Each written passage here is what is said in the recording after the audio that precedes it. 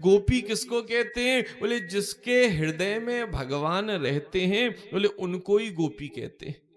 गोपी किसी स्त्री और पुरुष का नाम नहीं है। हम कहते हैं वो स्त्री गोपी की, वो पुरुष गोपी।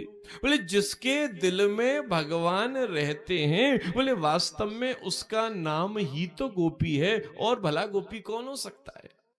तो भैया किसी स्त्री पुरुष का नाम नहीं है। बोले जैसे उदाहरण में हमारे सदगुरुदेव बड़ा सुंदर उदाहरण देते थे।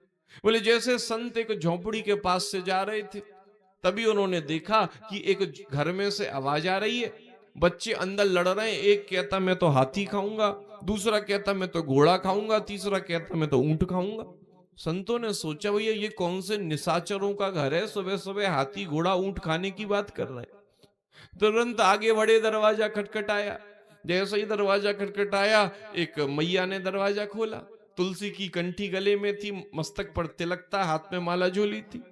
तुरंत संत ने कहा, बोले भैया तुम्हारे घर में कैसे निशाचर रहते हैं, सुबह सुबह हाथी घोड़ा ऊंट खाने की बात कर रहे हैं? बोले राम राम, कैसी आप बात कर रहे हैं? हमारा घर तो परम वैष्णव का घर है, यहाँ कौन हाथी घोड़ा ऊंट खाएगा? जैसे इस बात को कहा, उसी समय महाराज बोले हमने कानों से सुना है, बाहर खिड़की में से आवाज आ रही है, तुम कह रही हो कि कैसी बात कर रहे? बोले हाँ, हमने कानों से सुना है तुम्हारे बच्चे ऐसा कह रहे थे।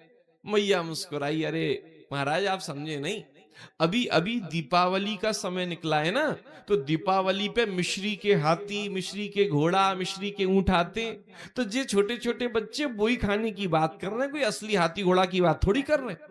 लेकिन देखा जाए तो भैया वो मिश्री के हाथी को भी हाथी कहेंगे, वो भैया असली जंगल के हाथी को भी हाथी कहेंगे, दोनों को हाथी कहेंगे। लेकिन दोनों में एक बहुत बड़ा अंतर है। बोले क्या अंतर है? बोले भैया जो जंगल का हाथी है उसके अंदर मांस भी है, उसके अंदर मज्जा भी है, उसके अंदर रक्त भी है, उसके ऊपर त्वचा भी है। लेकिन भैया जो मिश्री का हाथी है, बोले उसके अंदर न मांस है, न मज्जा है, न रक्त है, न त्वचा है, उसके अंदर मिश्री ही मिश्री भरी हुई है। लेकिन कहेंगे दोनों को हाथी ही। बोले ऐसे ही गोपी भी देखने में स्त्री जैसी भले ही लगती हो, लेकिन हमारे शास्त्र कहते हैं, बोले वो स्त्री नहीं है। बोले गोपी कैसी है? बोले उसके अंदर भी न मांस है, न मज्जा है, न रक्त है, न हड्डी है, न उसके ऊपर त्वचा है। बोले गोपी के अंदर क्या है? बोले गोपी के अंदर तो केवल और केवल वो कृष्ण प्रेम भरा हुआ है। बोले उसके अलावा उसके अंदर कोई नहीं है। इसीलिए गोपी का ऐसा भाव, गोपायति स हृदय कृष्णमिति गोपी, जिसके हृदय में भगवान रहते हैं उसी का नाम गोपी।